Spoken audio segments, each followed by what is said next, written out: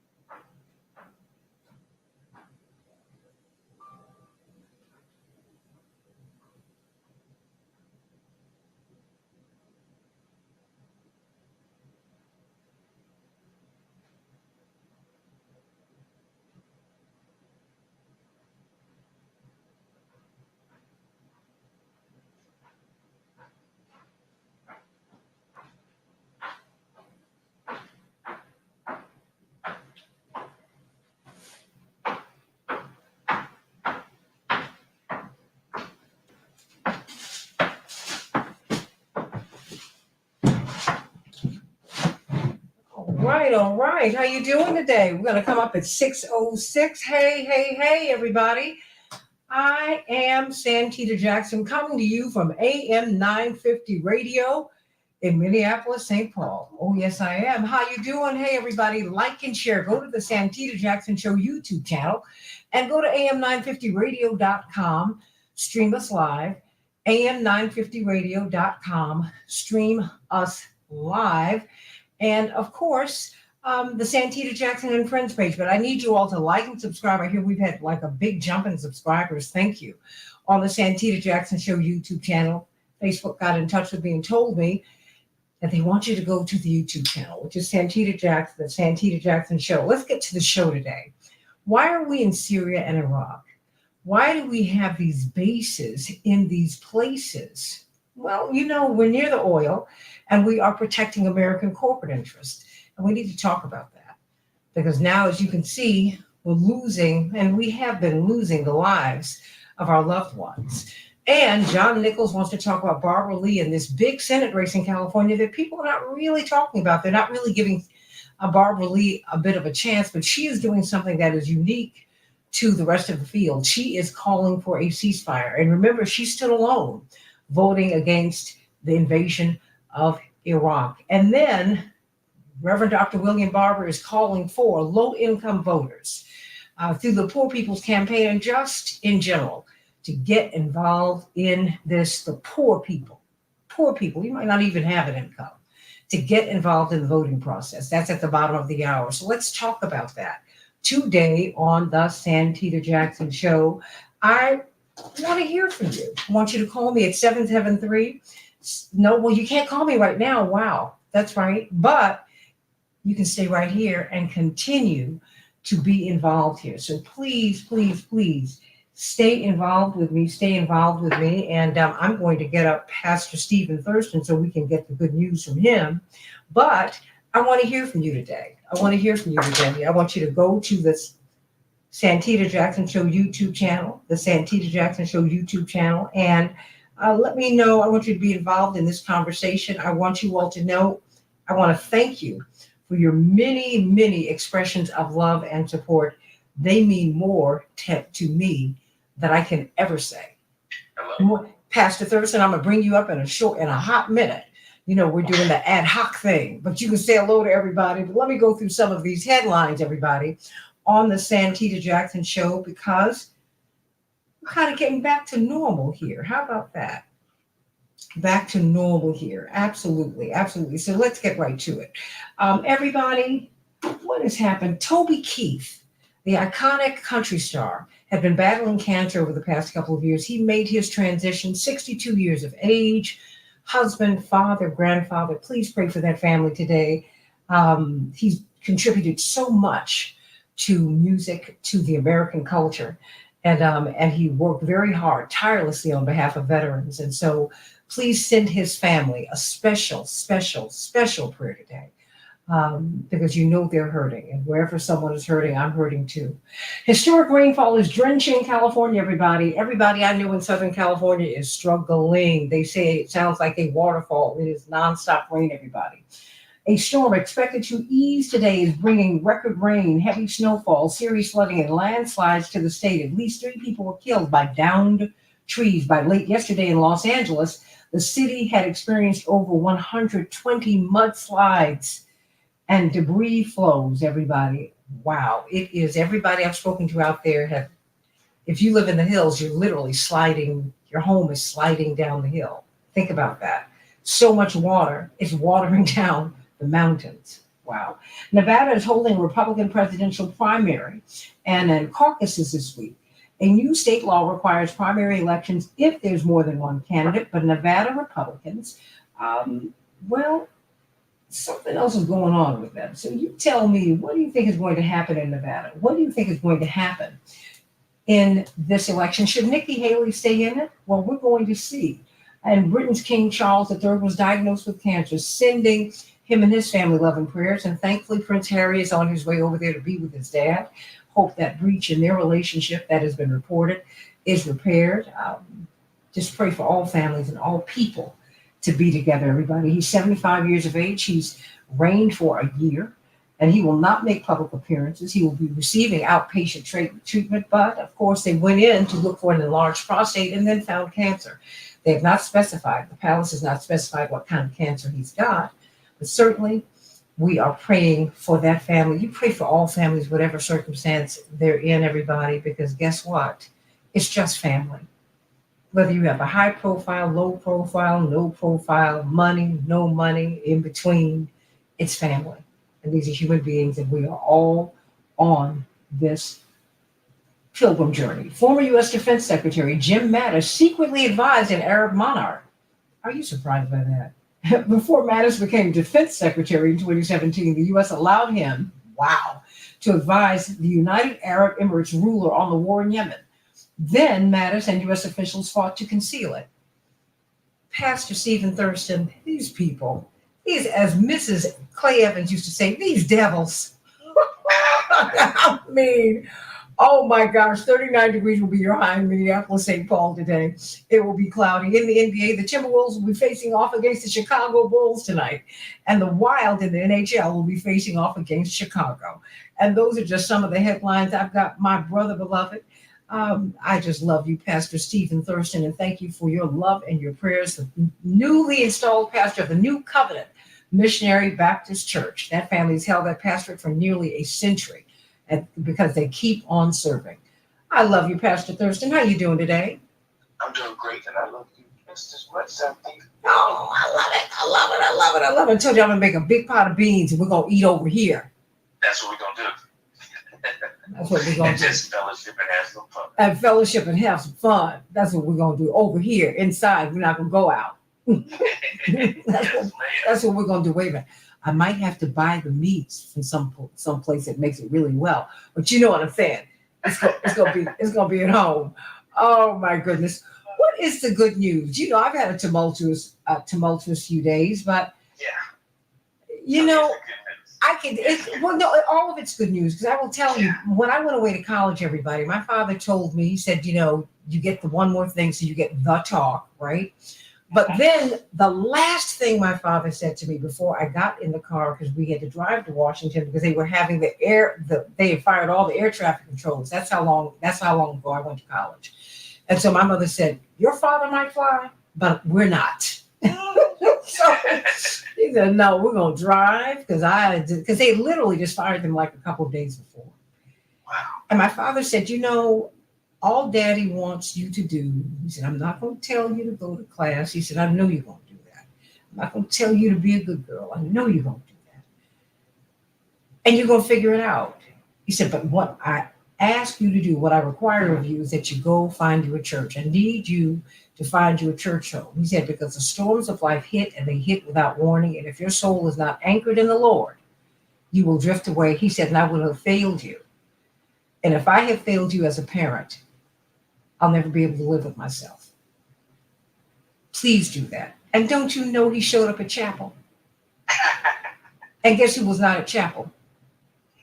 Me. Boring chapel. Are you kidding me? I was like that. And then they wanted me in the corral too. I was already in the corral. I just been pulled into the corral at Howard.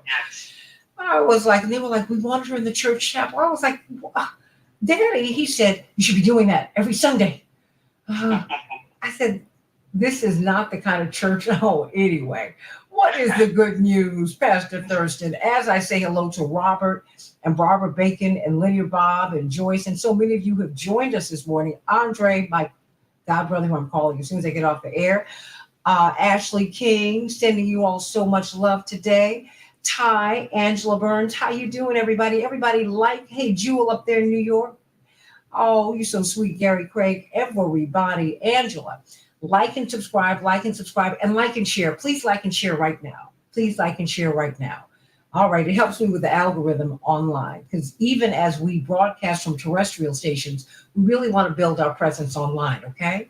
Thank you all for working with me. Pastor Thurston? Yes, ma'am. What's on your mind? That we all can move from being pushovers to powerhouses. Are you talking to me today? Listen. If the shoe fits, wear it. All right. I got that pump on. All right. Listen, as you know, we've all been there. That pit in your stomach when a disagreement arises. The urge to shrink into the background. The silent scream of just avoid it, keep the peace. Conflict avoidance.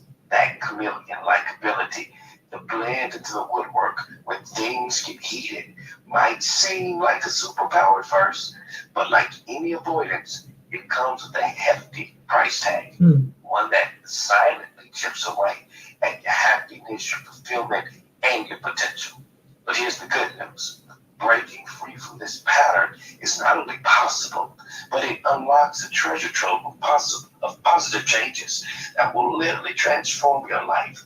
So here's my challenge to us today: to ditch the invisibility cloak and join me, the conflict whisperer, on a journey of self-discovery and empowered communication.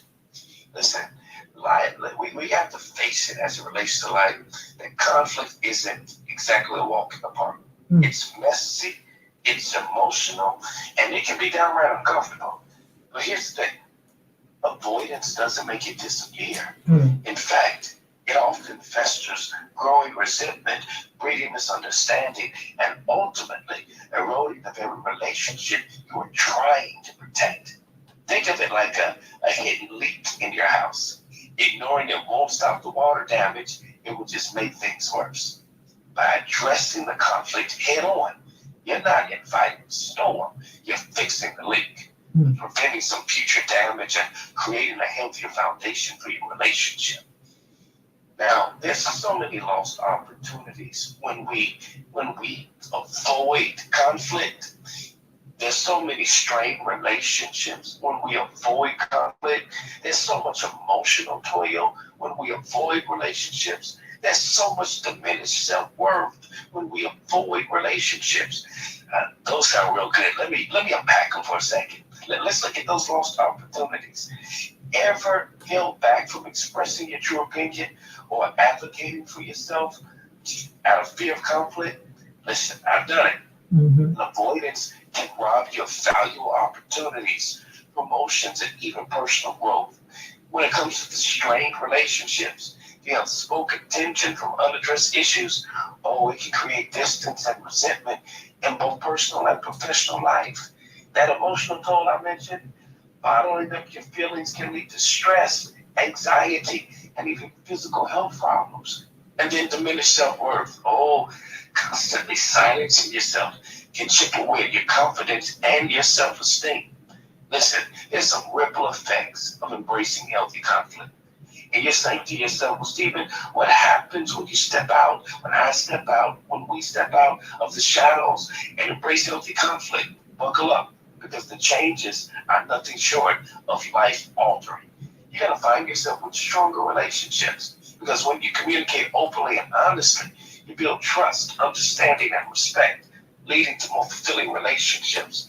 You'll have increased confidence, because standing up for yourself and expressing your needs builds self-assurance and empowers you to navigate life's challenges with greater clarity.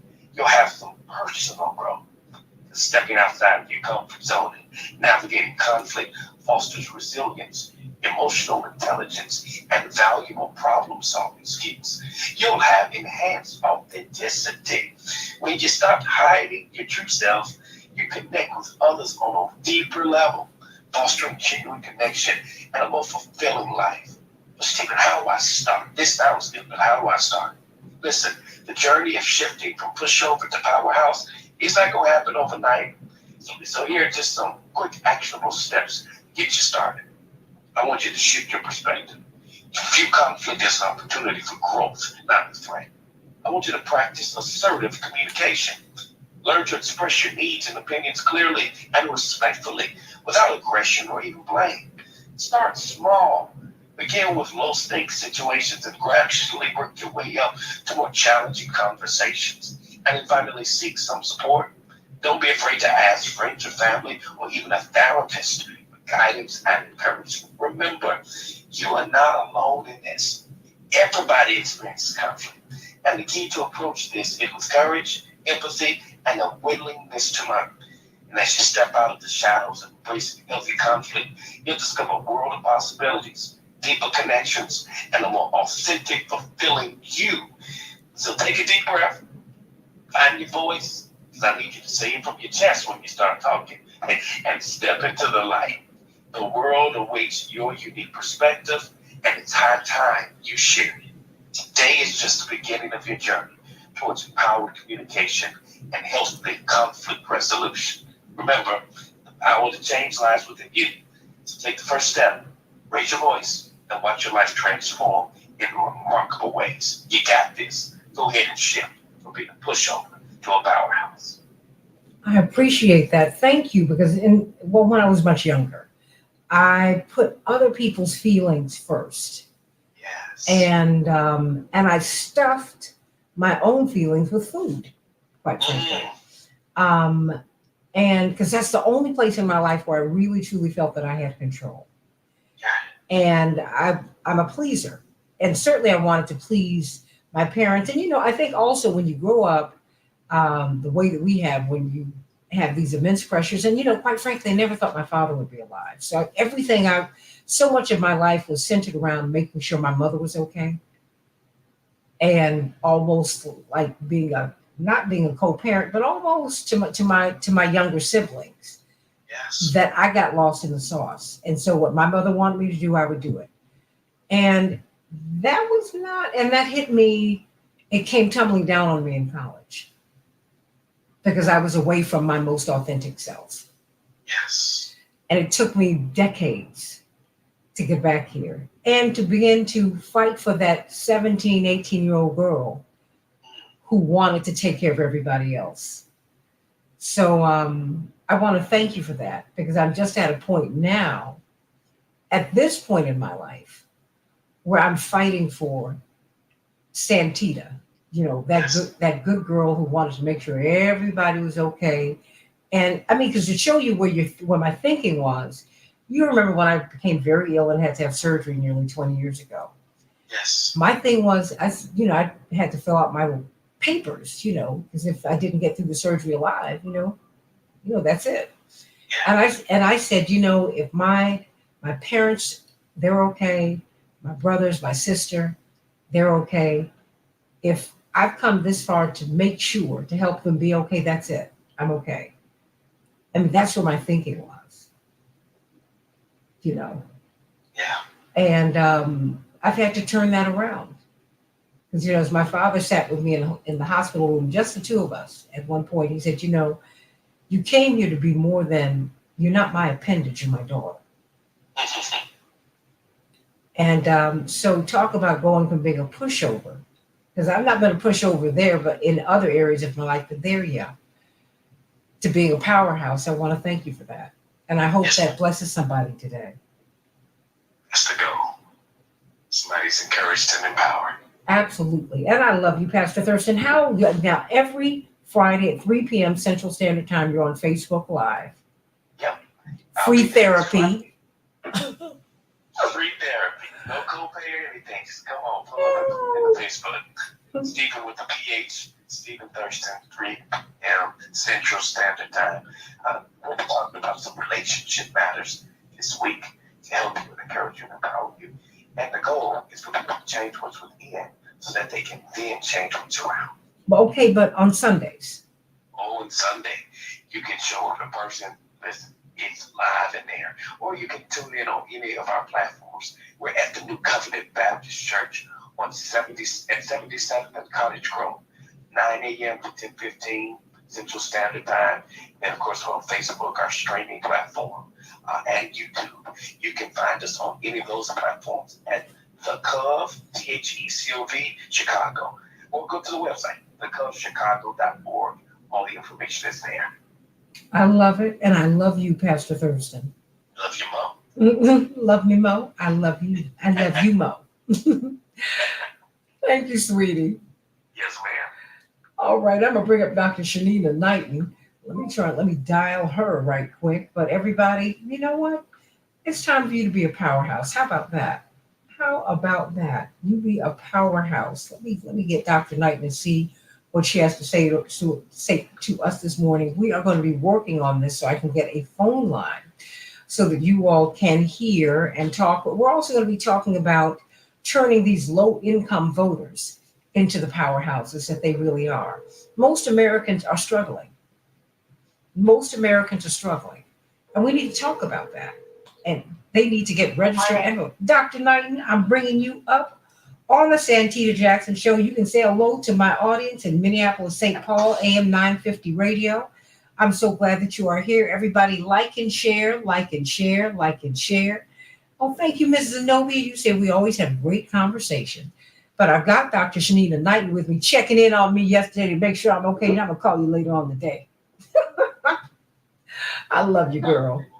Thank you for checking in on me. But, girl, my grandmama, Helen, said, and I shared this with you all yesterday, if you can't take it, you can't make it. Now, if you don't want to deal with don't come into the arena if you don't want to take what comes with it. That part. Okay, I agree. come on now, let's do this.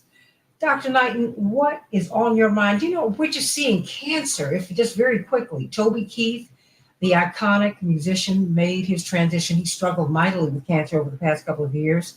Now we see King Charles went in for an enlarged prostate, and they found cancer elsewhere. So we're praying for those families today. But it just seems like it's a lot. There's a lot going on in terms of cancer and in the healthcare space. What's on your mind today? So I just want to highlight the fact that, this month is Heart Month, Women's Heart Awareness Month, which I think is very important.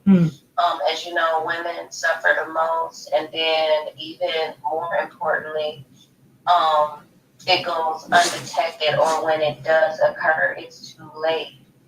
And naturally, there is a disparity that exists with that, in that African American women and Hispanic women have higher rates when it comes to heart disease. A lot of times, unlike men, where they may have symptoms, women may not have symptoms when they are getting ready to encounter such detrimental effects. So we're talking about heart attack, we're talking about strokes, we're talking about things, that can be really debilitating as a woman. Even too, when I think about my mom, for example, my mother had a stroke at the age of 60. And in so many ways, she kind of convinced herself during the time of when she was having one that wasn't her experience, meaning that she had, was dizzy and had fell earlier that day. She was feeling nauseous and lightheaded and unusually tired. But she told herself, she said, you know what, maybe I just need to get some rest. Oh, wow. So a lot of times when we feel out of the ordinary, what we do is we try to convince ourselves that something else is going on instead of something so serious. I always tell people that it's better to be safe than sorry, and it's better to have some awareness that something isn't going on, opposed to it being something major and then it being too late. In her instance, she went without oxygen to the brain for 45 minutes, and it ended up resulting in her having left side paralysis. And so thank God that she's here. But her root cause of hers, which had nothing to really do directly with her heart, was also something that we don't talk about, Santita, and that's aneurysms. So, and she had a brain aneurysm. So, and if you recall, that was also something that Stephanie Tubbs Jones as well had a part of her diagnosis. Yeah. So these oftentimes end up correlating with some of the heart conditions. So, for example, someone may have high blood pressure, and because their blood pressure isn't regulated correctly, it could then end up causing clots, which can travel. So all of these things are interconnected, but I think my number one takeaway message today is just making sure that we are doing what we need to do to not just check on the people that's around us, but make sure that we're checking on ourselves. Just, again, circulating back around to heart attack symptoms in both women and men is just reminding people that when you do have that chest pain or discomfort, shortness of breath, when you might have, let's say, some pain or discomfort in your jaw, neck, your back, your shoulder, is making sure that you go get those things checked out. I do know that some of the symptoms of, let's say, a heart attack could also be synonymous with a panic attack, or, with someone that's having anxiety or someone that's having some sort of stress, so stress-induced chest pain. That very well can be the case. However, I'm still going to caution people, be safe and sorry, and make sure that you are checking on yourself. You're not a hypochondriac. That part. You're not a hypochondriac. Check on yourself, because I've experienced all those symptoms. Fortunately, they were not heart attacks, they were not strokes. But I also have a doctor who's very conscientious, because I work very hard, don't get a lot of sleep, like a lot of people do. And you can think I'm overworked, I'm tired. No, not necessarily. I mean, you could be all those things, but that could be wrong. That could be a real issue too. Dr. Shanina Knighton, I'm sending you so much love today. Absolutely, and I'm sending it right back to you. All right, girl. Do you want to stick around? I do. Okay, well, hold on. It Let was a me great conversation yesterday. well, let me bring on Sheila Garland, who is with the Poor People's Campaign. And she is hold on a second. Of course I'm bringing you on the air, Chapearl. Do we have Ms. Garland on? We do. Let me merge her in right now. Okay, I'm going to merge all of you in. Oh, it's back to them. Sheila Garland, Good morning. my dear sister, you know what? I have one of your fellow nurses who's an infection preventionist, Dr. Shanina Knighton, lecturer at Case Western Reserve, one of the top infection preventionists in the world, one of the few really. And she does a healthcare segment just before now, every day on the show. And of course, this has been one of the leading political organizers of our generation. We're so excited. And she, of course, National Nurses United. So I had to bring the two nurses together. Okay. Well, I just nice to meet you. Oh, very nice to meet you as well. I just wanted to, I'm not a registered nurse. I work for the National Nurses United. So. Well, I had to, my mistake, but I had to bring you together because you have been their advocate and they certainly do need it. You know what? As we go into, and Dr. Knighton is just going to stay with us because she is politically engaged. And you know, the conversations that we have on this show are, well, we just really try to call balls and strikes and dig at what's really going on. We're going into the 2024 election cycle, and it's a very unusual cycle. You have, certainly on the Democratic side, you have a president who is struggling, and they were going on and on about how he swept the field that was empty in South Carolina. But you know, in South Carolina in 2020, 14% of the people voted. Now they were down to 4%. That's something that they need to be, of which they should be mindful. And they continue to, and that's just on the Democratic side. And you now hear, you always hear a message from the Democrats and the Republicans, and shamefully from the Democrats, because the Democrats really are supposed to be serving a working class and poor base, right? They aim everything at the middle class. I said, the middle class in America, if y'all keep on going, they almost don't exist. Nearly half the voters, like 47%, are poor and are at least low income. So now the Poor People's Campaign is saying, you know what, we need to awaken this sleeping giant, which is something, you know, Reverend Jackson has been working at for 60 years, Reverend Dr. Martin Luther King, just continuing on in that tradition.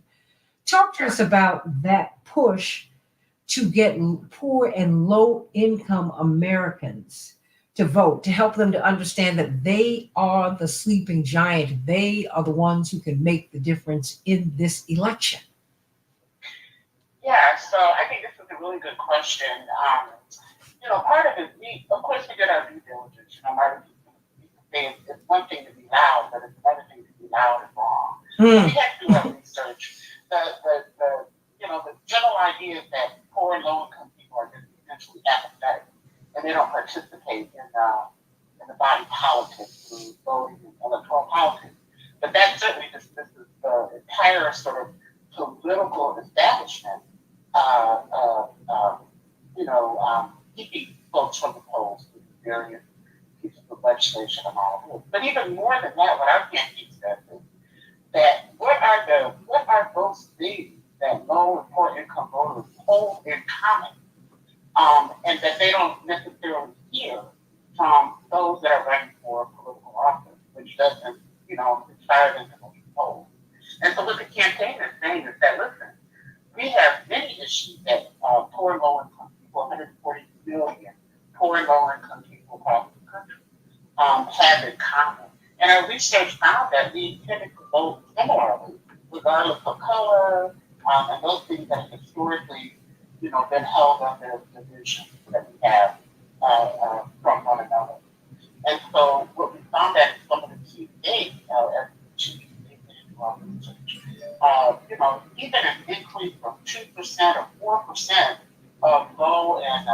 low-income voters could change the political and electoral outcome in the country. That's number one. I think the second thing is that if moving forward with an agenda such as the one that the campaign has, really begin to create a foundation where the majority of people in the country who really need significant change can come together and fight together. I'm going to paraphrase Martin Luther King Jr. Back before he was murdered. He said that Okay, I'm sorry. I need you to speak just a little louder so we can hear everything. Okay. I'm sorry. So, and I have on my earbuds, so I can hear you clearly too. So, can you hear me okay now? I can. Do you mind if you're coming off the ear? But I think it'll be a little bit close. Let me take that off. Hold on. Okay, thank you, because I want people to hear everything that you're saying because it is so key. Most people in this country are struggling, everybody. Most people are. And this whole campaign that is aimed at middle class voters, it's an aspirational campaign. And it is not telling Americans the truth. My brother, former Congressman Jesse Jackson Jr., said Americans are the best dressed poor people in the world. Yeah. You know, but as I was saying, I agree with what your brother is saying. I always supported because he was one of the people who just, dogmatically supported those kind of programs that would lift the low in poverty, in terms of universal health care. You have to really look at what a person stands for. So I always did support him. But the point that I'm trying to make is that the campaign really is laying a foundation for a kind of unity that Martin Luther King Jr. talked about, back in, before he was assassinated. And that if we could set aside and not, come after one another based on our differences that we've been taught to focus on, that we can become that new and unsettling force that could lift that load of poverty that people have dealt with. And back then, there were 40 million poor and low-income people in this country. And today, it's now 140 million. But how many years has that been? Not been that long. So that's a significant increase in the number of people that are struggling with poverty in this country. Well, and I think that the vote is so empowering. That's why there's so much effort to keep people away from it or to keep the vote away from them. And it's, when you look at Dr. King said years ago, and those of us who've been his adherents continue to say, you can't, build and break at the same time. You cannot have wars and build the country at the same time. And when we see Ukraine, and I would say and Israel getting blank checks, can you imagine what would $3.8 billion do in Appalachia? I mean, what would it do in urban America? What would it do for Black farmers, for the family farmer, whatever your color? Because they're all struggling because they're being boxed out by corporate farming. I mean, come by here, my Lord, come by here. But that's something, Sheila Garland from the Poor People's Campaign, you're from the coordinating committee here in Illinois, that we really need to talk about. Because, it's budgetary priorities that you vote on, right? Yeah, and this is what the campaign says, we're talking about essentially policy murder. The campaign did significant research a year or so ago that really looked at who is affected, how is poverty impacting our community. And the report, all of what we found, showed that poverty is the fourth leading cause of death in this country. The fourth leading cause of death. So break that down. What does that mean? So what that means is that we saw during the pandemic that there were policies that began to lift below poverty in terms of child care tax credit, in terms of just rent tax payments that lifted some 20 million people over the span of 2-3 years. And lifted some 20 million people out of poverty. That's significant when you really talk about the kind of money that was put into those programs. And it wasn't even we're talking about billions that were invested during the pandemic. But once those policies went away, we see numbers. That's 140 million. You know, immediately people are plunged back into poverty. So of course, this goes against that poverty is individual failing, because that's what they want to think, that this is an individual failing, that if you just fix the individual person, then you can eliminate poverty. And of course, that's not it. The campaign is approaching it from a systemic perspective that says that we have to really address the systemic causes of poverty. And the significant factor, the leading factor, are the policies that come out of the national government, our state houses, and local houses that really disinvest, that create the kind of poverty that we see. And then, you know, I always talk about growing up in Flint, Michigan. I'm from Flint, Michigan originally. And it was a booming town when I was growing up. The auto industry, you know, we had the GM factories there. 100,000 plus people were engaged in auto production. I mean, it was the largest UAW local in the country at that time when I was growing up. There are less than 10,000 people engaged in auto production in Flint, Michigan today. And so, you know, we have to talk about what are the shifts in the economy that have left so many people behind. And Flint is just you know, it's just an example of, you know, the deindustrialization and the impact on the population. And now we're looking at a whole different technology that's going to do even more sweeping damage. So it's imperative that we bring our folks together, poor and low-income people, because there's a section of society in this country that really need change. And that we come together and that we fight together for the change that we all need, because what we say is you live from the bottom, everybody rises. So those demands that come up from the, you know, the homeless and, you know, the folks who have virtually nothing to lose. You know, if we, you know, connect and unite with those folks and make those demands and push and demand more, look at how do we address our country, that we can begin to make some movement. But I think one of the things that I'm most impressed about the campaign is that we're unifying and having a coordinated approach. So we have now some 30 plus states that are going to be coming out on March 2nd at our state house to really address this issue of growing poverty in this country and demand significant policy changes that prioritize what people need as opposed to what you were saying earlier.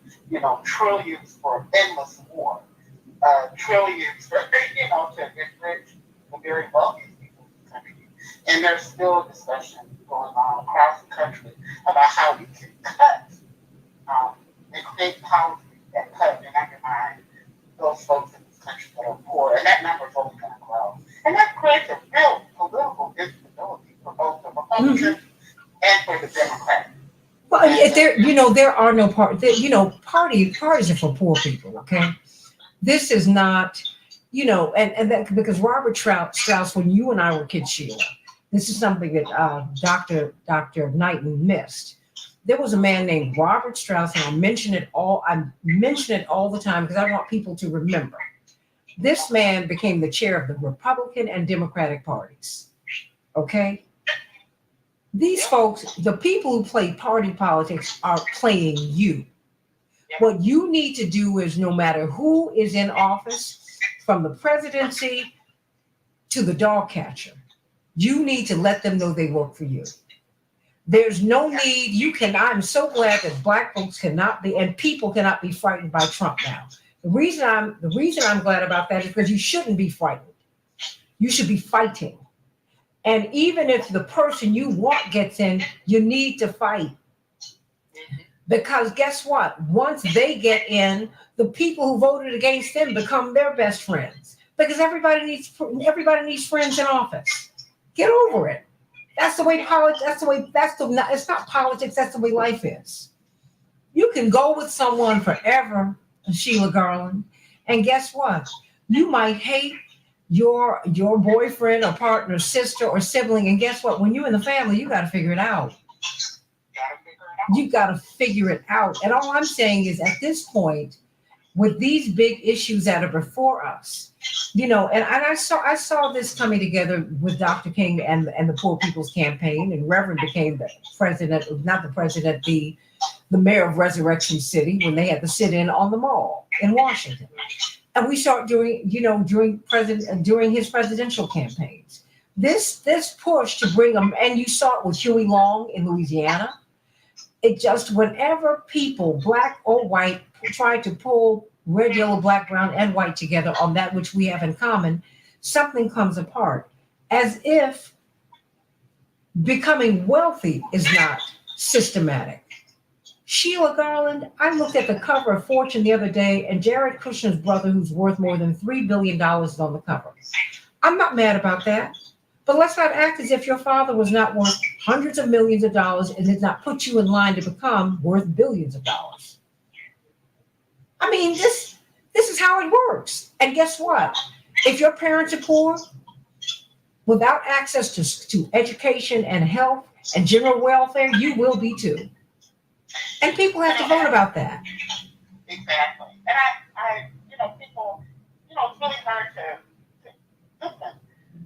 Folks are billionaires and some instances trillionaires at the expense of the rest of us. Absolutely. That wealth comes from somewhere. And so that's why you can't at the same time talk about individual failing and individual success, because we're collectively tied together. Those billions of dollars didn't just come out of materialize out of thin air for the billionaires. They're extracted from us. It's extracted from us in a myriad of different ways. We can go down the list and talk about price gouging, payday loan wars, the exorbitant interest rates. I mean, look at your utility bill, look at your water bill. I mean, everything that we need is being priced out of our existence, and those profits are going into the pocket of billionaires and trillionaires, and the kinds of money that our tax dollars pay for.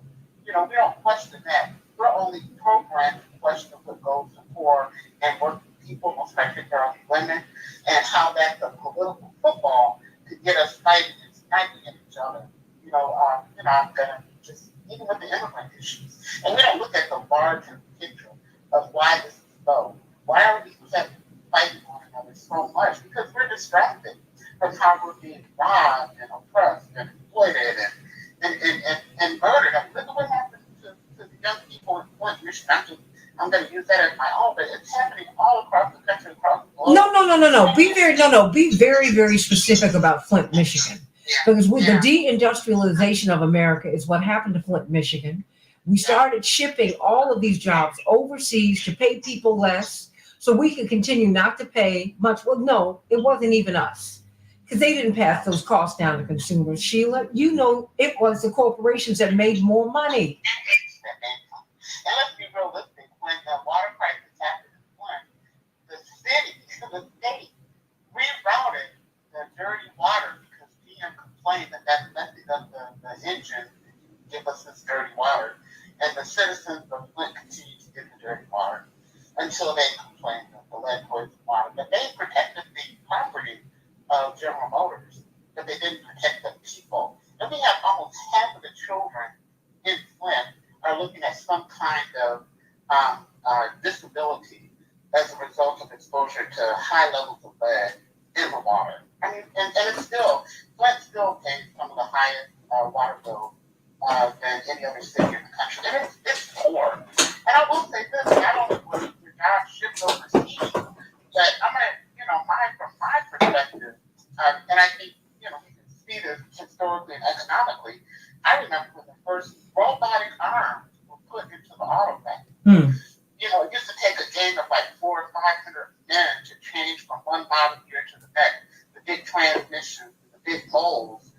That took a lot of manpower. So when the technology was introduced, the robotic arm, literally 400 people hit the door, and they never came back.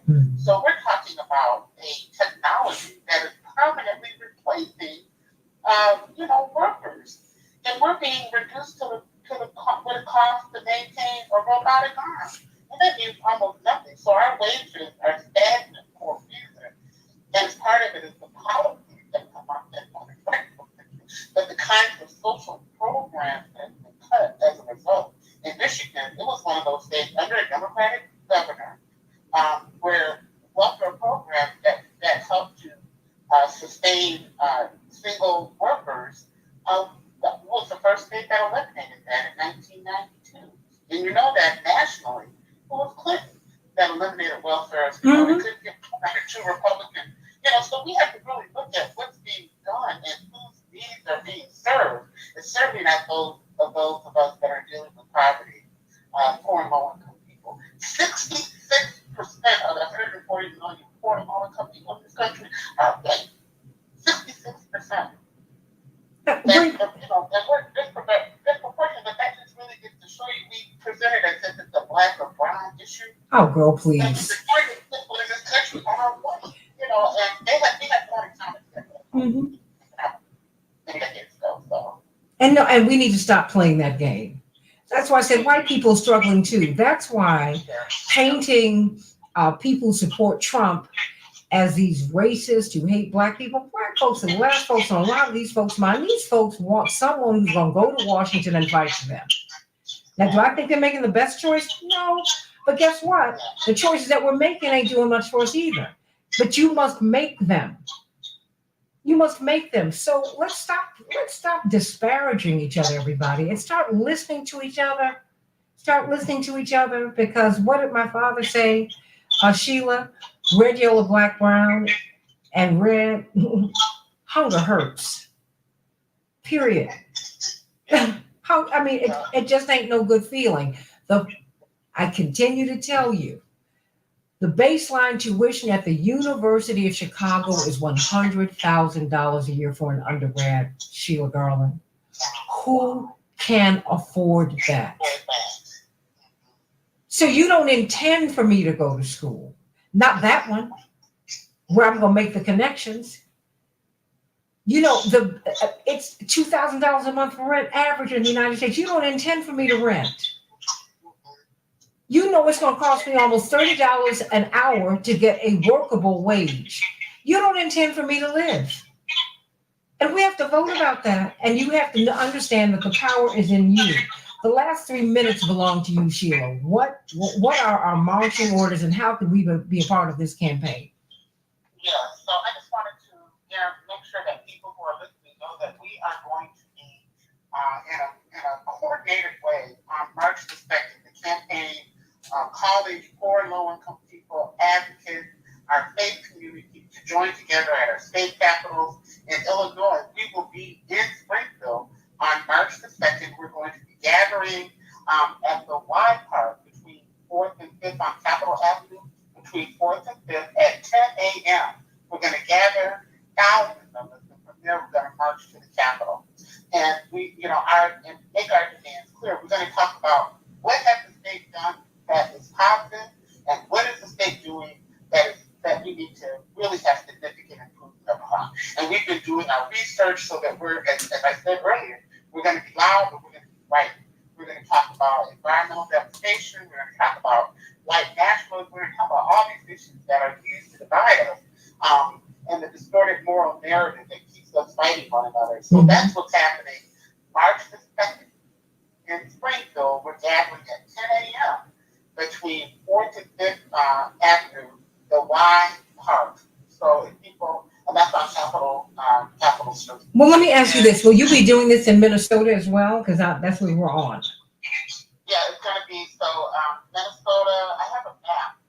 So Minnesota, Wisconsin, we have like some 32, 33 states that are going to be coordinating these actions across New York, Maryland, Mississippi, New Orleans. We've got states across the country, California. We're all going to be doing the same thing at the same time, in the same time frame on March the 2nd. And then after that, we're going to be engaged in 42 weeks of moral action and organizing to the polls. So we want to awaken that sleeping giant, that voting bloc, that to really vote its conscience about what we need. And I'm not suggesting, because we don't endorse. The campaign doesn't endorse. But what we want to do is using the polls to really get people thinking about the power that we have if we actually came out and voted and united around those things that we need. And this is what the campaign is endeavoring to do, is to unite that sleeping giant so that we can change this distorted moral narrative, that we can actually get policies that lift the load of poverty that Martin Luther King and people like your father have been talking about for decades in this country. Well, just very quickly, how can we get in touch with you? I've got about 30 seconds. So yes, so go on Instagram, go on Facebook, go on what is it? X, formerly. Go on those social platforms and look up the Illinois Poor People's Campaign. All the information. We have the bit.ly. You can take a photo, get all the information, register, come out, bring your folks. We're in the process of uniting organizations. People want to give me a call. I'm part of the leadership of the Illinois Poor People's Campaign, and I'm at 773-255-5219. I'll be happy to talk to you if your organization wants support. We're building that unity, and we're beginning to march into March the 2nd. So we invite everyone to start fight. Okay. And everybody, reach out to her. And if you are in Minnesota, reach out to her. Wherever you are, reach out. Be a part of this campaign. It's your campaign. We're saving our lives. Back with more of the Santita Jackson Show in just a minute. Thank you so much, Santita. Oh, look, you're more than welcome. We are out on commercial break right now, but I wanted you to share that. And if you could, I'm going to bring you back on. And if you could give us what's happening in Minnesota. Okay, I'm not sure. So. No. Just find out. And because I'd like you to be the point person on this. Because I want to be as helpful as I can be. Okay, I'm not sure what the Minnesota campaign. Well, honey, they have plenty of them up there. Yeah, they do have a lot of poor people in Minnesota. Yeah. You know what? I'm going to be honest, because I know that the Minnesota folks are struggling to pull the campaign together. Pastor Ruin used to be, Daniel Ruin used to be part of the putting it together. I've been in touch with him. But yes, we look at the things. I think they're like, let me just look at what's going on in Minnesota. Okay, find out for me, because I think wherever, because I also have people in New York who are listening and who are people who want to be engaged in many places. Because remember, radio and media now is not local anymore. Oh yeah, for sure. So I have people here from a lot of different places, and wherever if we can just plug them in, that would be a wonderful thing. Okay. No, just, you don't have to, just if you would, because I'm going to bring you back on. Okay. I'm going to bring you back on. We're going to bring you back on another time just to talk about it, because, we've got to engage poor people in this process. But I'm going to have to get my next guest up, but I want to thank you for being with us today. Yes, for sure. Thank you so much, Santita. I really appreciate it. It's really good to talk to you, and keep up the good fight. Let's do this again. I'm looking forward to it. Well, I'm looking forward to it, and don't hesitate to reach out to me and say, hey, we're getting close to March. What is it, March 1st? March 2nd. March 2nd? We're getting close to it. I need to get on the air, but we need to do that before then. Okay, that sounds good to me. Okay, you take care. Sending you so much love. Yeah, back at you, Santita. You take care. Hello to your dad. Oh, I will do that. He's, he is hanging in there. Just, honey, he keeps on pushing, driving us all crazy. I know, but I love it. I do too. I just want him to do his therapy. That's all. Yeah. Yeah, just do your therapy and do it correctly. So, because when he doesn't do it, it's advanced to Parkinson's because of the things that he has not done. And I'm like, okay, if you just apply what works for you, you can help you. But, he's going to do it the way he wants to do it. So there you have it. And you just got to roll with it. I know. And wait a minute, not let it make me crazy. How about that? I know, that's what I was just about to say. That. Don't let that drive you crazy. Baby, don't trust and believe. I don't carry the things I used to carry. Okay? No. Yes. Don't. Love you too, girl. No, baby, it's a brand new day, child. Can you feel a brand new day? Think of the Wiz. All right, sweetie. Thank you. Bye-bye. Shapiro, can you get Mr. Landis up? stuff already. He's Oh. online. Oh, Mr. Landis, how are you? Waiting for you, Santita. How are you? I'm just talking and talking and talking and talking. Oh my gosh. And we will be up in like in 3.5 minutes. Because Pearl, I'm on it. They don't mind if I run past the bottom of the hour, but it is getting out at 58:50 and coming back in at 06. That's the key. Okay. So, but I'm gonna keep you on until to the bottom of the hour. But I want you to talk about. I can't wait to hear you discuss Syria and Iraq and why we should have been out of there a long time ago. Everybody. Yes, we should have. Oh, but you know what? Just think of the hubris of Operation Iraqi Liberation. And my father said it's called oil. I said that. Oh my gosh. I said, wow. He said that's all it is.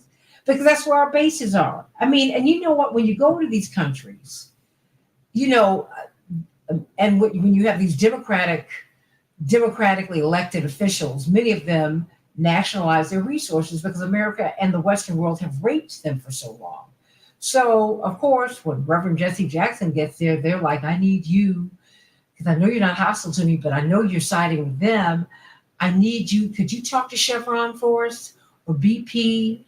Because, you know, we're not able to drill. I said, you know, and I've traveled enough with him to understand, to go to a lot of different countries all over the world, and many Americans don't know, you have a lot of countries all over the world that have populations of 1 million, 2 million, 3 million, 4 million people.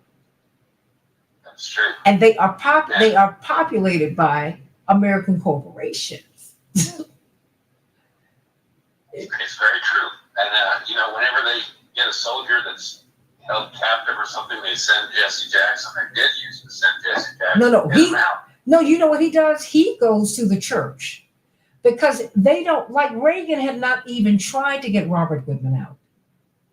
They hadn't even tried. It was like, you mean to tell me this guy gets shot down? You all aren't even going to call Assad, President Assad, to ask him to bring our soldier back? Hadn't even crossed their minds. Right. They didn't want to humiliate themselves. What is that? That's what they did to these 3 young men over in Kosovo. So through the World Council of Churches, and because my father is a minister, he said, okay, no, he and Reverend Dr. Joanne Browning, and others said, we will go get them. And because they're from the church, and because of their record, there's a respect and a trust that Milosevic, for example, in that instance had for them. And because they were also going through the Orthodox Church in their country. So the church invited the church, and you were able to negotiate upon that basis. Because imperialism ain't going to get it. You know that. Yeah, it isn't. I cannot wait for you to break down your article because I loved it. That's why I'm so excited that I was able to get you. So thank your wife for not putting anything else on your schedule. Please thank her. Thank her. But we're about to come right back up. Hey everybody, AM 950 Radio, the voice of progressive Minnesota. I am Santita Jackson. It is a joy to be with you today. Please meet my morning stars on the Santita Jackson Show YouTube channel. The Santita Jackson Show YouTube channel, and I want you to meet the morning stars. Let's have a conversation about Syria and Iraq at the bottom of the hour.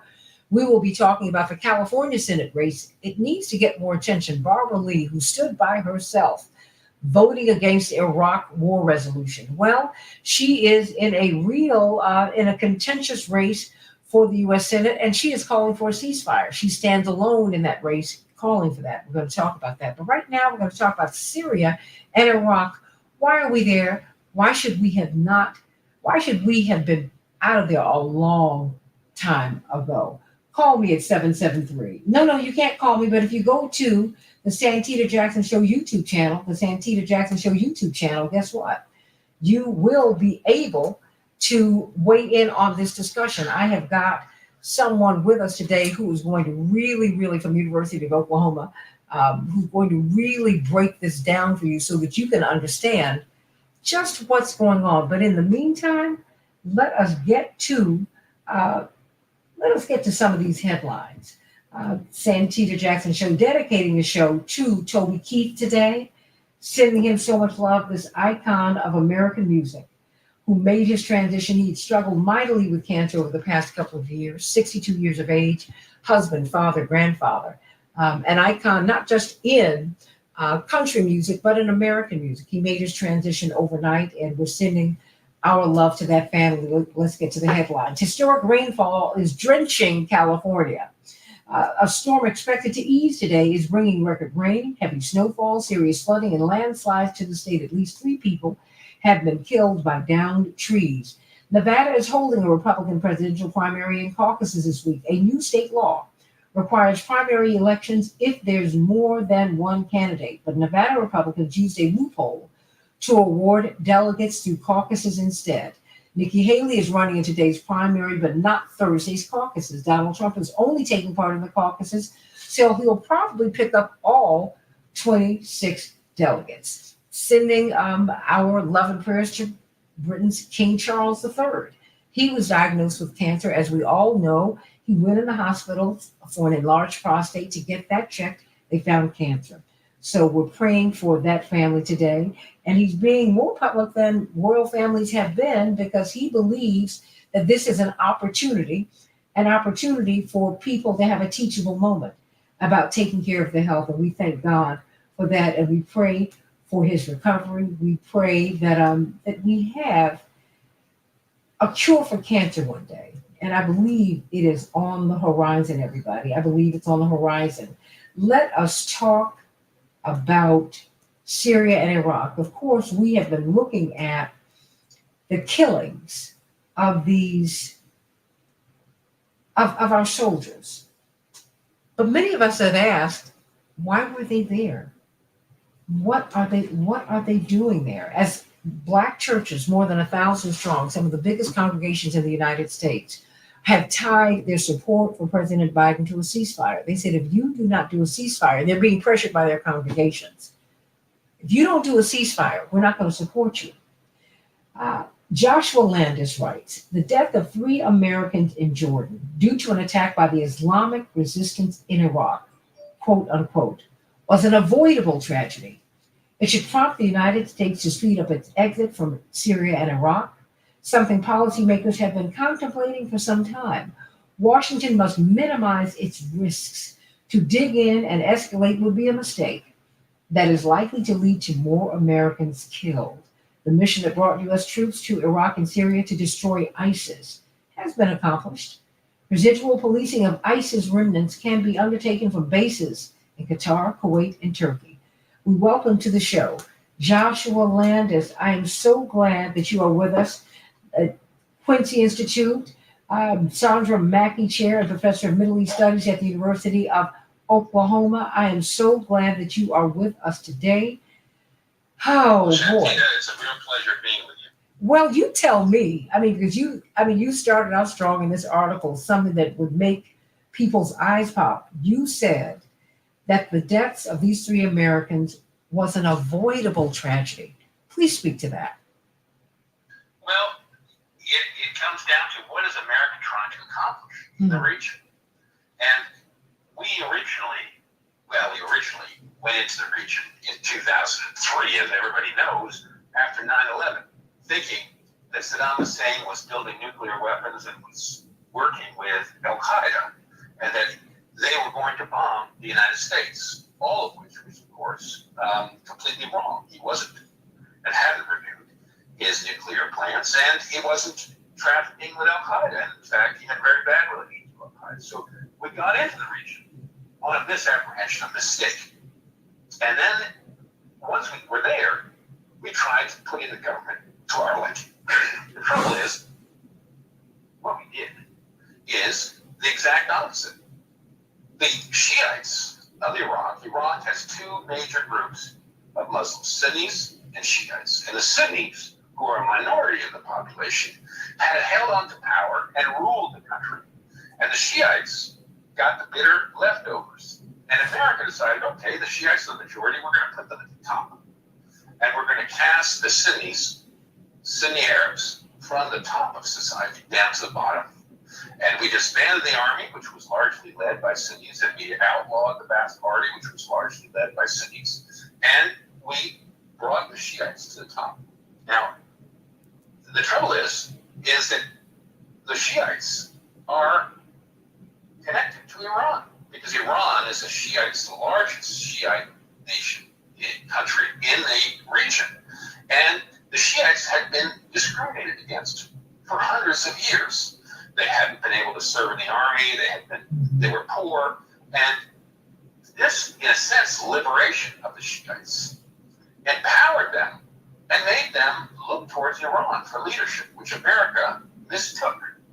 And that has infuriated the United States, because the United States is at war with Iran. And so we've tried to suppress and disarm these Shiites who we put into power because they're related to Iran. And that has left us in a tit-for-tat war with the Shiite element and with these militias that are connected to Iran. And they've decided we want to get America out of the region. Now, we stayed in the region because of ISIS. ISIS was a Sunni Arab group, motivated in part, not entirely, but in part because America had put the Shiites up on the top. And they were fighting the Shiites, trying to get back Iraq for themselves. And so we decided we had to destroy ISIS, and we stayed in these bases strung across Iraq and Syria. And this has caused us to be stuck in this region, trying to manipulate Iraqis and create an Iraq of our liking, which we're not going to be able to do. And now the Iraqi government, the Shiite government of Iraq, and the Iraqi prime minister, who's also a Shiite, has asked America to leave the region. Now, we decided we don't want to, because that'll help Iran at a time when we're trying to combat groups like Hamas, Hezbollah, and others that are related to Iran and that look to Iran for support in military arms. And so we're stuck in this region trying to manipulate the societies of the Middle East in a way that we can't succeed in. And that's going to cause American soldiers who are stuck out in these desert bases to be shot at, have missiles sent against them, drones. And we're in a situation that we shouldn't be in. We should withdraw. ISIS is no longer a problem in the region. And we're just there to combat Iran. And we don't want to be in a war with Iran. It doesn't lead to anything good for us. Well, let me ask you this. Why has Israel been pushing for war with Iran and pushing us to get involved in that? Because Iran and Israel have loggerheads. And Iran has decided it's going to help the Palestinians, and it's going to side with the Palestinians, it's going to side with the Shiites in the region, and it wants to push America out of the region. And so we've dug in our heels, and we've decided, okay, Israel's our major ally, and we're going to help them try to defeat Iran. And it's the groups that are allied to it, including the Palestinians. And so it's got us and Israel against this larger Arab world. But why are we in it? It seems like this is like an internecine, a family fight. What are It is a family fight. Okay? But we got into it in the middle of it because we supported Zionism and the Jews to get Palestine. As you know, the Jews were being persecuted in Europe. They were discriminated against in Russia and so forth. And Jews began to flood into America in 1880s with the pogroms in Russia and so forth. And Jews needed to get out of Europe, and they came to the United States in millions. 2 million Jews left Eastern Europe and came to the United States before World War I. But then in the Great Depression, we shut the door on Jewish immigration from Europe, and the Jews were trapped in Europe, and Hitler came to power in the 1930s and began to slaughter the Jews, and they needed some place to go, and they decided they would go to Palestine. Now, America supported this, but the trouble is that Palestine was populated by Palestinians, both Christians and Muslims, majority Muslims. There were, at the time of World War I, there were about 10% of the population was Jewish. But Great Britain, the imperial power there, decided it should be a Jewish homeland, and Jews began to leave Europe to Palestine. And they kicked out the Palestinians who didn't want the Jews to take over the country, and it turned into a bloody war. And America sided with the Jews against the Arabs. And this has caused America to be engaged in a number of wars between Arabs and Jews, between Palestinians and Jews. And today, Iran has taken up the side of the Palestinians. And so we find ourselves at war against Iran. And that leads us into this Gaza situation where the Palestinians are still fighting there, although very unsuccessfully, and they're getting pummeled today. And Iran is supporting Hamas, and we are against them. And so that's gotten us into a larger war, and that's why our politicians don't want to pull out of Iraq or Syria, because they think that would be a win for Iran, and they don't want Iran to win. What's in America's best interest? I mean, just excluding, I'm hearing about all these other countries. I think that's great, and I want to be as helpful as I can be. But I know if America's not strong, I can't help anybody. You know, I've got to put the mask on myself first. Even before I put it on my baby on the plane, I got to put the mask on myself so I can help my child. What is in America's best interest to do? Well, America's best interest is to help all Americans become a part of the middle class, and it should stay out of the Middle East and help Americans become part of the middle class. Mm-hmm. And we have spent trillions of dollars. Now, everybody knows that our debt has gotten to be about $34 trillion. And we're going to spend another $1 trillion in debt in just the next 6 months, which is extraordinary. And we have spent, according to Brown University, which studied how much we spent in Afghanistan and Iraq. And then you estimate it's between $7 or $8 trillion. Whoa, wait. Hold on. Yes. Wait, what? Trillion? Yes. You mean a Afghanistan million? and Iraq. Because that's what a trillion is. A Yes. trillion, everybody, is a million. It is mind-boggling. What? And that is trillions of dollars. That is thousands and thousands of dollars that every American has put on their credit card because of these wars that were senseless wars. You know, what do we have in Afghanistan today? Nothing. We don't have relations with Afghanistan. It's the Taliban that rules, which we went in there to destroy. What's happened in Iraq? Iraq is trying to get us out. They don't want us. And they're allied with Iran. We have gained nothing from all these wars in the region, thinking, you know, with this hubris, this pride of America thinking we're the indispensable nation. We can change these nations to be like us. Well, we couldn't. We failed miserably, and we've spent a ton of money out there doing it. And who gets rich? The arms country, the arms manufacturers, the oil companies. And this is Americans, meanwhile, have just been spending money.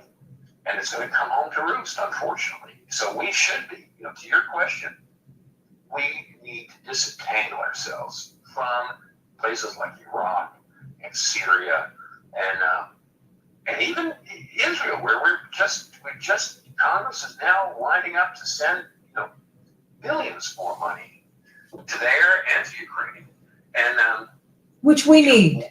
I mean, Mr. Landis, we need that money here.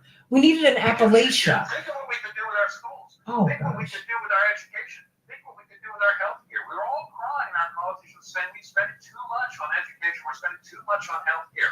Well, look at where we've squandered our money. Why are we over there killing people, getting in tit-for-tat wars, which don't do Americans any good? They just get us Americans killed. We should be taking care of ourselves and our own people, because ultimately our strength comes from our economic power and from the well-being of our country. And meanwhile, our country is divided. People are spitting at each other. There's hardly any political dialogue. And that's partly because in the meantime, while we spend all this money abroad. The rich and the poor have gotten further and further apart, and there's terrible misunderstanding in the country. You know, Michelle Torres says we need to help the people of Maui and East Palestine, Ohio. Yeah, the people of Maui they've not been allowed to go home. And that undermines our republic more than anything else. Yeah. There's this great division between rich and poor. I mean, and we're seeing it everywhere. I mean, and I see the Hawks on television, and you wrote about them. They're saying, you don't have anyone who's advocating for peace and for an exit. You know, so so tell me, the Hawks' position is what, and people who advocate for an exit, what is that? What those positions are? Well, the Hawks' position is that we've got to be strong. If we're weak, people will come and pick on us. And that makes a lot of visceral sense. You understand, you want respect, so forth, but ultimately, America's respect comes from its own economy. It comes from the fact that we're strong, and it comes that we set an example for the rest of the world of following the law. And America loves to talk and preach to the rest of the world about the rules-based order. But when you look at places like Gaza, when you look at these tit-for-tat wars in Iraq, it doesn't look like America is playing by these rules. It's hurting civilians. It's sending massive amounts of arms abroad to bomb poor children in Gaza. And it's behaving in a way that's immoral. And the world looks at it, and they say, America is not a force for morality. This is just imperialism. And unfortunately, America, which had built up a great amount of goodwill after World War II, has been squandering it most recently. And we really squandered a lot after 9/11, did we not? We sure did. And I think we went really wrong after 9/11. We got angry, and we wanted revenge. And we went on these missions to nowhere, to Afghanistan, to Iraq, occupying the countries for 20 years, trying to control and manipulate the people and turn them into little Americans that they didn't want to be. And we had no clue who these people were or how to talk to them. And our poor soldiers were stuck out there, getting shot at, and not knowing why. And it seems that increasingly countries want America out, but our soldiers are there. What does that mean? It seems contradictory. It does. And, there are people in Iraq and Syria who want us to be there. We have armed the Kurds, an ethnic group in Syria and in Iraq, against the Arabs. And so we've sort of played divide and conquer.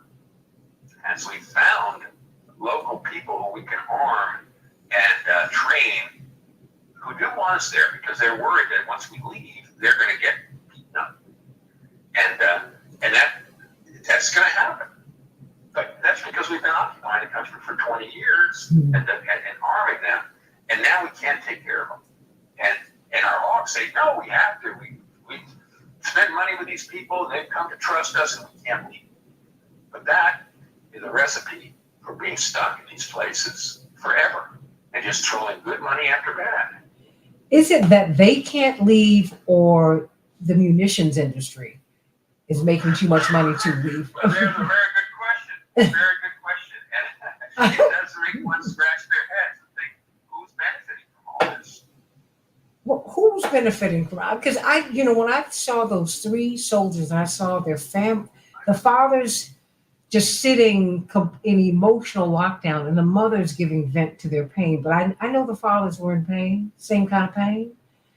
I watched the mother of one of the soldiers on CNN, and the broadcaster was trying to get the mother to say, yes, Biden should bomb the Iraqis and he should bomb these people in order to get revenge for my son, and she wouldn't do it. Yeah. She said, look, I'm here to honor my daughter, and I'm not, she just wouldn't go down that road, which was the noble and smart thing, not to look for revenge, but to try to figure out, why is my daughter dead? Wow. I wonder what will happen It was if we very moving. fit. I saw that interview too.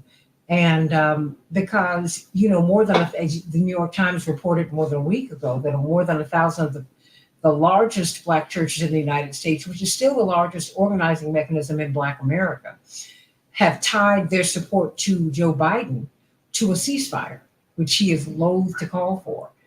And I just want to know, where do we go from here? I mean, what are we to Joshua Landis? Where do we go from here? I mean, you are the director of. I wish I had that answer. Oh, Santita. boy. I just don't know. We've gotten ourselves in a terrible pickle Mm. because both parties, Republicans and Democrats, are, have turned Iran into this enemy nation Mhm. and decided that we need to support Israel and that we need to stay in the region in order to try to weaken Iran and support Israel. And that's what we've been doing now for well over 60, 70 years. And we've just gotten ourselves into a rut because we can't leave. We have to stay there and support. We don't want to look weak. And we just end up pouring more and more weapons into a region where people have been devastated. And if you look at the people of Syria, for example, there's been war and civil war in that country. We tried to help one bunch of Syrians overthrow the government. And we poured billions of dollars of arms into the country. And we helped organize the Saudis, the Gulf Arabs, and the Turks to pour tons of money into the rebel forces. Who lost? Who lost? And all it did was turn the country into rubble. Today, 90% of the Syrians live under the poverty line. Mm. They don't have electricity but an hour or two a day. My wife is a Syrian, Mm. and her brother and her family are all living there on the coast of Syria. They get 1 hour of electricity a day. And we call them, now it's wintertime, it's cold, and they're in their winter coats in their house. Oh, We're my. on Skype, they're wearing their winter coats because there's no heat. Their refrigerator doesn't work because there's no electricity. And they're just shivering away in their houses, trying to be upbeat, because they know if they sit there and moan and cry into the phone, it becomes, and that's the situation for most of Syria and much of Iraq too. Those two countries have been just torn down and are on their knees. And this is, they've just come to the conclusion that America should get out. And that these countries need to heal themselves amongst themselves. That there can't be a winner. They're very divided societies, and that they're going to have to find a way to live together. And that America can't get one side to win against the other side. Joshua Landis, everybody, University of Oklahoma, professor of Middle East Studies, College of International Studies, director of the Center for Middle East Studies. Just know that you have a home on the show. I cannot wait for you to come back. Well, Santita, it's been a real honor and a pleasure to be on your show. Oh, an honor and a pleasure to have you, a voice of sanity. As I'm watching all of the militarists tell us that we can bomb these countries into submission and that all we're doing is making them stronger. We're strengthening their resolve, And I'm not mad at them. Can you imagine having 1 hour of electricity a day, everybody? Think about that. What if somebody did that to us? How would we feel about that? Joshua Landis, I can't wait to have you back on the show. It's a pleasure. My Bye-bye. bless you, and thank your wife for freeing you up this morning. All And our love to her family over there in Syria. Please right. let them know they're in our prayers. Absolutely. Everybody, that's right. Sending you so much love today. Hey, everybody. Going to bring on John Nichols from The Nation magazine. Cannot wait to have him talk to us about this consequential race in California. Who will become the next senator out of the great state of California? Will we have a senator who stands for ceasefire, who stands for peace, or not? You tell me. Chaparral, do we have John up? Yes, you do. He's on right now. All right, all right, all right. Well, before I get to John, what do you think about what you heard about Syria and Iraq, particularly as we just buried these three soldiers, and we have these scores of other soldiers with these traumatic brain injuries and so forth and so on. It's so awful. Are you asking me or Chaparral? Well, Chaparral, before you, just because she's a listener and she gives us our soul poem. Yeah. Well, Santita, I am one person who is tired of all the wars. Right now, I see us in 4 different conflicts, and it's tiresome, and we can't afford it. I think more than anything, we cannot afford to be in Russia, in Ukraine, in Syria, and also in this Houthis and wherever we're at. We're all over the place. But when Americans ask for funding and we say, hey, we need infrastructure reform, we need to reinforce our schools, we need to redo our pipes throughout all of these cities, they can't find money for that. But if you want to go borrow something, America has endless amount of dollars that they can devote to killing people and to destroying our military. And so my thing is that right now we have a major crisis in America of homelessness and lack of food security. We need to focus on that here in America, Santita. John Nichols, which cues us up perfectly to Barbara Lee and her run for the U.S. Senate in California. This is a woman who stood by herself saying we should not invade Iraq. And she paid the price for it. And yet she has stood for peace, even in the midst of this storm. Talk to us about that California race and why it's so consequential. And is she being heard? How is she doing? Well, it really is a national race. Remember this. California is the largest population state in the country. It's depending on who you listen to on a particular day, the 6th or 7th largest economy in the world. California defines many of our policies because there are so many people that live there. When California does something, the rest of the country has to pay attention. Also, California is an overwhelmingly democratic state and a very progressive state. Trump in 2016 and 2020 only got about a third of the vote.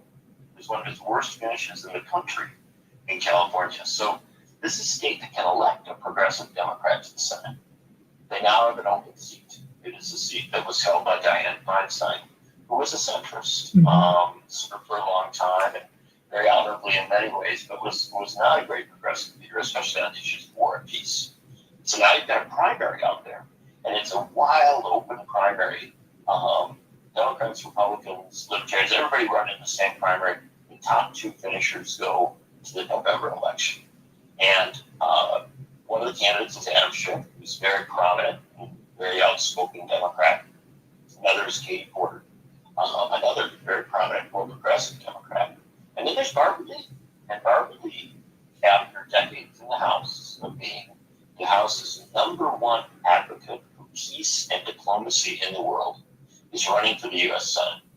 And I won't say it myself, I'll give it over to Ro Khanna, the congressman from California, who has said, shouldn't we have at least one senator who is absolutely committed to seeking peace? And that's not to diminish other senators. There's some who really are doing a pretty good job. But imagine having Barbara Lee in the U.S. Senate. Imagine what that would mean. That platform is such a powerful one. And Lee's campaign has been a straight expression of who she is. She is an early and active supporter of ceasefire. She says violence must stop in Gaza. It must stop.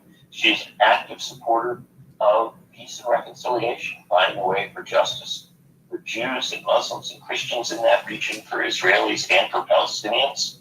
And she's made it central to her campaign. At this point, she doesn't have the kind of money that the other candidates have, so it really is a grassroots campaign. And she's received a tremendous number of endorsements from statewide elected officials, from members of Congress across the country, the progressives, as you would imagine. And she has turned this campaign into really, for lack of a better term, an anti-war crusade. And it's one that those of us who don't live in California,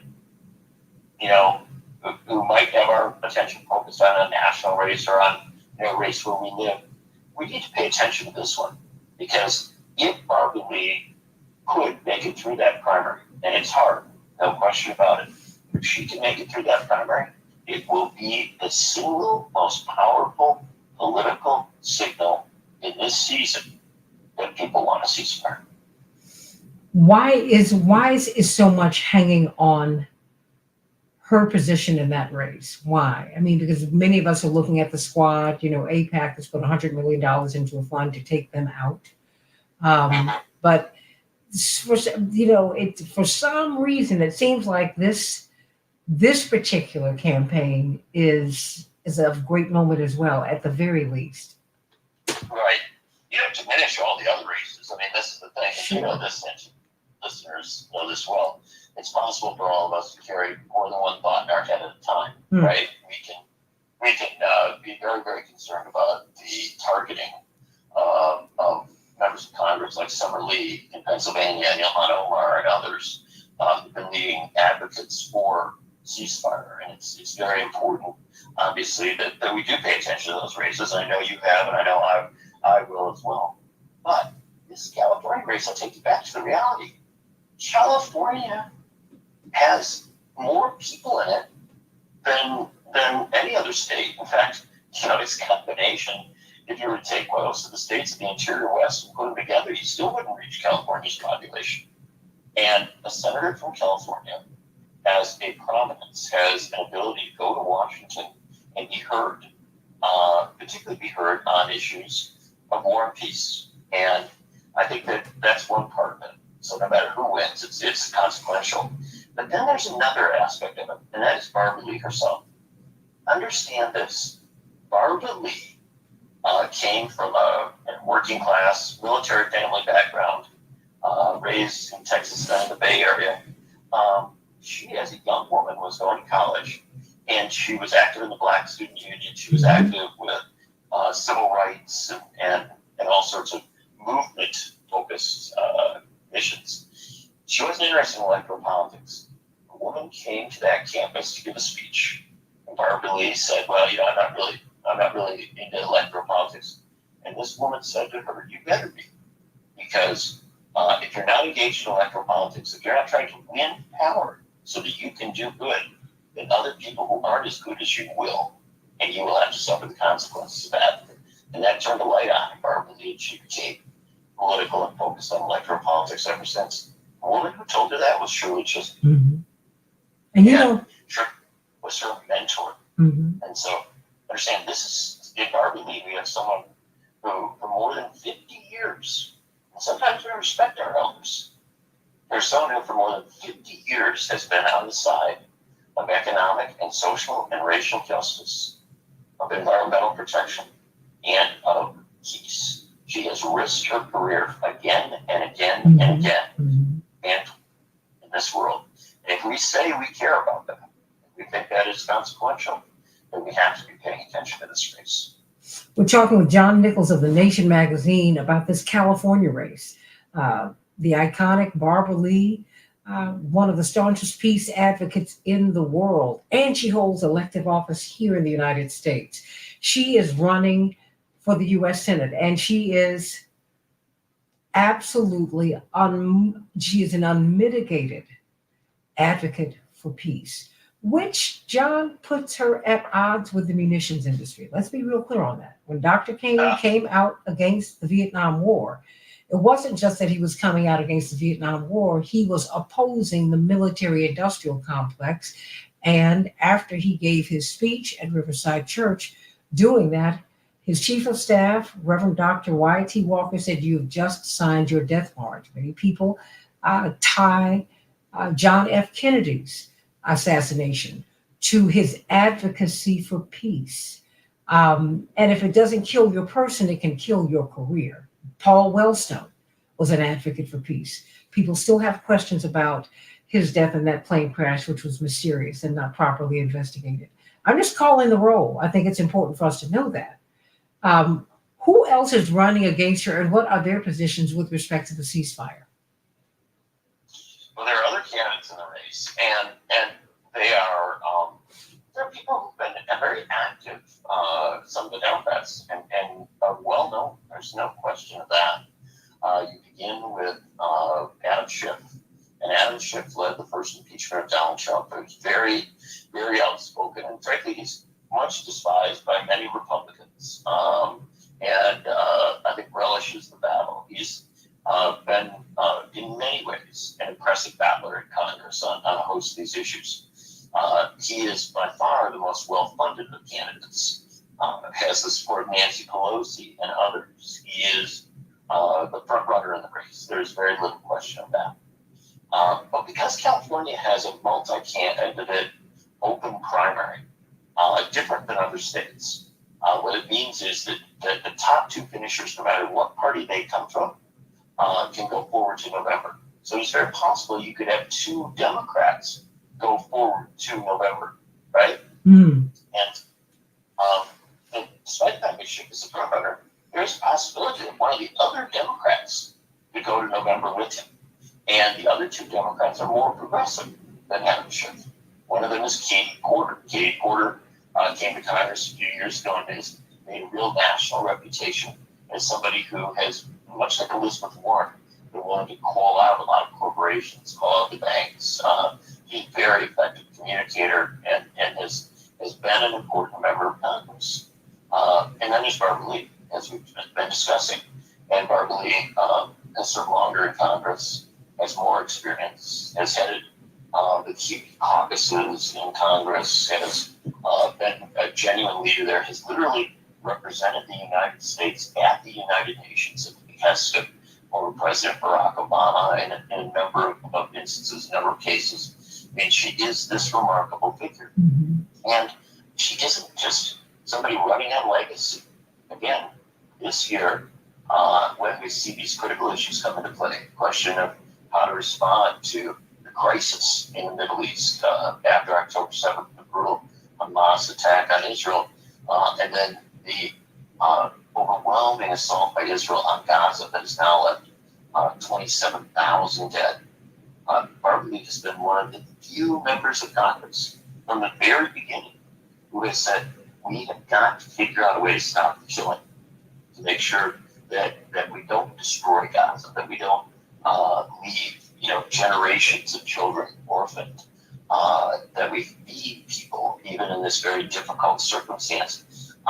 And so she's been a distinctive candidate. She's a distinctive even now, and notably, as there's been the threat of a wider war in the Middle East, the possibility that war might spread to Yemen, to Lebanon, to other countries in the region. It has been Barbara Lee, more than almost anyone else, who is saying to the administration, look, I'm a Democrat, it's a loyal Democrat, and if you want to expand this war, you have to come to Congress for permission to do that. That's what the Constitution says. And so you have at Barbara Lee a distinctive candidate, someone who literally says that they want to go to the Senate not merely as a Democrat, but as a defender of the Constitution's system of checks and balances, no matter who sits in the presidency. This harkens back to some of our very greatest senators, to people like Robert M. Follett, who challenged the Russian war in World War I, to Wayne Morris, Ernest Green, who voted against the Gulf of Tonkin resolution, which took us into Vietnam, and to Barbara Lee herself, who cast that solo vote in 2001 against giving the Bush and Cheney administration a blank check to wage wars all over the world. She is a distinctive candidate.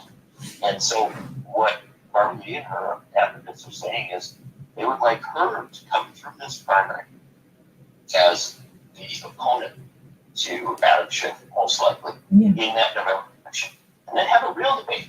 Not a debate, some scary Republican or that, but a debate about Democrats. An honest debate about what sort of senator you want in Washington.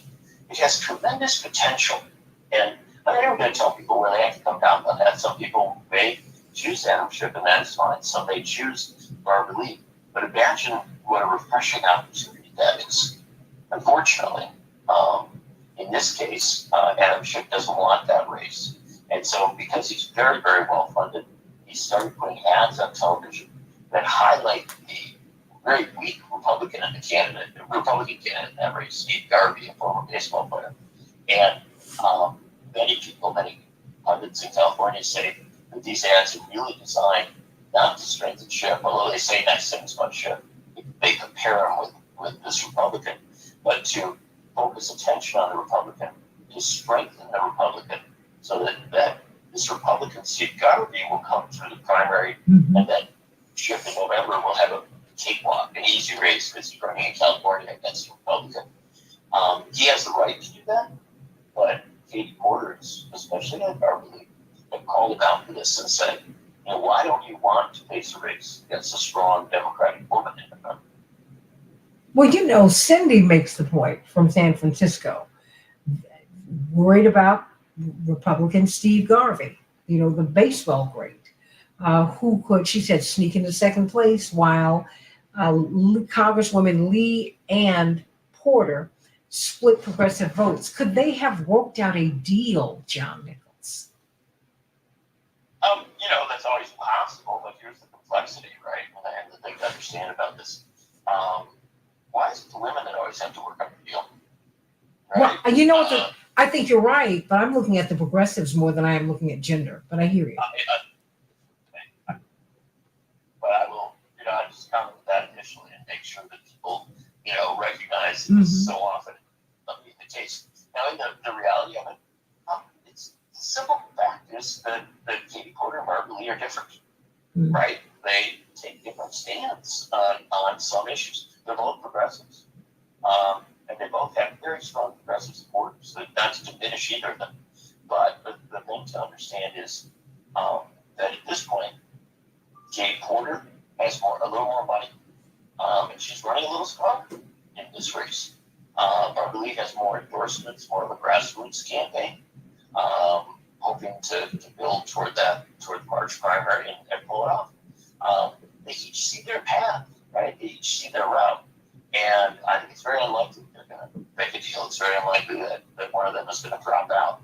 And so what really becomes the question is, can one of these, despite what Adam Schiff is doing, can one of these other two major Democratic candidates in the race take off, right? And Barbara Lee and her people are suggesting that the way that she would take off, right, the way that she might break through is with this clear anti-war message. Remember, polling shows that among Democrats there is very strong support for a ceasefire. That's clearly the case in California. And so what you've got is an interesting situation. If Barbara Lee has the resources, and she has, the structure of her campaign to get her message out, and that's very, very hard in California, very expensive place to campaign, very big state. But if she does, I would say somebody's watched politics for a very long time. She has the potential to take off, in a way that Eugene McCarthy did against Lyndon Johnson in 1968 as an anti-war candidate, in the way that sometimes happens, where people say, okay, I get it. This is a way not merely to nominate a good candidate, but also to send a very powerful message about issues of war and peace. And you, Santita, have focused a great deal on these issues. So has Reverend Jackson, so many other folks. There's an understanding that this is a moment, right? And in this moment, many people will march in the streets. Many people will protest outside of Congress's office. Many people will send letters to members of Congress. But with Barbara Lee, there is this unique prospect that an anti-war activist, somebody who has marched in the streets, somebody who has sent the letters, somebody who stood at the side of Ron Dellum, the great anti-war congressman in California, somebody who stood beside Shirley Chisholm on an anti-war campaign for the presidency in 1972, somebody who's been there the whole route, might actually go to the U.S. Senate. Just imagine I mean, no matter what your politics, no matter what your ideology, just imagine what that would mean to have someone, no matter who sits in the presidency, would use one of the most powerful seats in the Senate to say, hold it. Well, let's talk about the kids who are dying in Gaza. Let's talk about the potential for famine in Gaza. Let's talk about 27,000 dead, 66,000 wounded. Half the structures destroyed in this enclave, in this region of the world. Let's make that an issue. And as we go forward, let us talk about how to make sure that there can be not just peace, but justice for Palestinians and for Israelis, for Muslims, Christians, Jews in a region that has been so torn apart. Could having someone like Barbara Lee in the U.S. Senate actually open up the debate in ways that it has never been opened before? Could it begin a real process of putting the United States on the right side of history as regards the Middle East? That's what people are asking, right? That's what Barbara Lee herself is asking in her campaign. And that's why I moved away from California. Here in Minnesota, and I'm in Wisconsin today. That people are talking about this campaign. And it should be that way, by the way, Santita, because election campaigns at the state level shouldn't be isolated to that city. Mhm. Recognize we're not electing simply a senator from Minnesota or Wisconsin or California. These people form a 100-member body, one of the most elite chambers in the world for governing. And so every senator matters. With the senator from the biggest state in the country, that for a whole bunch of reasons should matter to all of us. And the prospect that senator might be a distinctive voice, someone who really is a champion of anti-war politics in the Senate at this time. It's kind of a remarkable story, at the very least, and one that I would argue a lot of people should care about. Oh, absolutely, and I think that people do. But my question for you is, just let's get into realpolitik for now. These last 3 minutes here, what is her path to victory in particular? I've watched a Representative Porter, and I've admired her particularly her pointed critique of the financial industry, of Wall Street, of just who's controlling our money and the malfeasance there. I love it.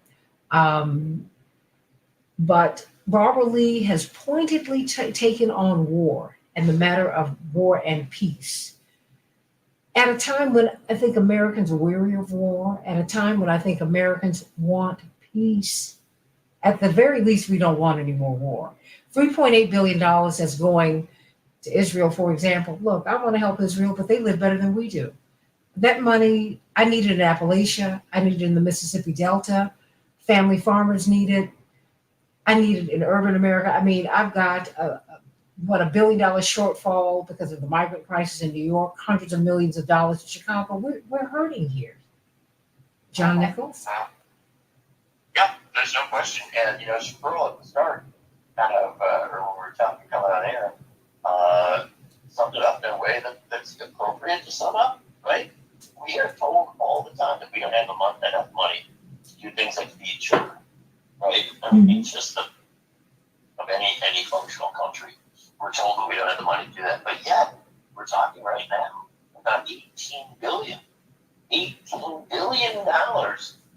aid going to Israel at this point. I was talking to Bernie Sanders the other day, interviewing him, and he said, how can you do that at this point? How can you authorize another $18 billion much of military aid going to Israel at a time when the whole world is questioning Israel's policies as regards Gaza? Oh, and put a pin in that, because Michelle Torres makes this point in these last 90 seconds for you. She said there's a huge difference between Lee and Porter. Amen, Michelle. One votes for every war and weapons to everyone, and one who does not. There is a difference between Representatives Lee and Porter. There's a difference. I think that's what we've been trying to say here. As we've talked, politics isn't just about putting somebody down, right? Saying, that other person player. Politics is also about raising somebody up to say, look, there are occasional figures who come along in our political life who literally do raise the whole debate. And the thing about Barbara Lee that's incredible is that in Congress, she has Democrats and Republicans who respect her. Here is a black woman from California, or the San Francisco Bay Area, often dismissed, often attacked as so liberal, and yet in working to make sure that wars are authorized appropriately, the military budgets are scrutinized, that we err on the side of peace and diplomacy. Barbara Lee has built coalitions in the House with very conservative Republicans sometimes. Mm-hmm. She's that because here is this unique figure who puts peace ahead of partisanship. That is extremely rare in our politics. Mm-hmm. It is historic. It's one of those things that you occasionally separate out a senator and say, this is a profile in courage. Yeah. This is a person who is distinct. I think that's when I write about Barbara Lee, and I've written favorably about Shane, favorably about Katie Porter. When I write about Barbara Lee, that's one of the things that I try to bring out. Try to make Okay. for people for historic nature. That's going to have to be the final word here on AM 950 Radio, the voice of progressive Minnesota. I am Santita Jackson. Can't wait to be with you tomorrow. Right here on AM 950 Radio, am950radio.com, and the Santita Jackson Show YouTube channel. Sending you much love. John Nichols, I love you. Thank you so much. What a good conversation. And I have to head off pretty quick, Absolutely. but you and I need to talk a little about all sorts of things that are going on in your life and the world. Oh, of course. Absolutely. If you'd like, I'll call you later today. Don't hesitate to do so. Your call is always the brightest part of the day. I will call you and bring you up to speed. It's just, I'm going to let everybody go here. Sending you all so much love.